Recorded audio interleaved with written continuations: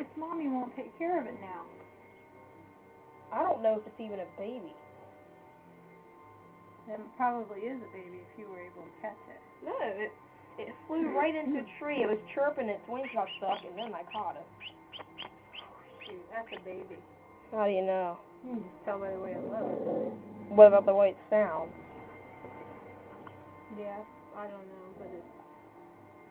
Well, it's gonna die if its mom doesn't take care of it. Well, you're gonna need to let it go. So cute. So cute. He's so cute. You don't have a bird cage anymore.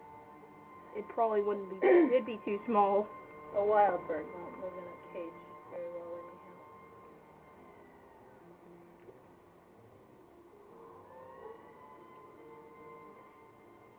You can turn that off now.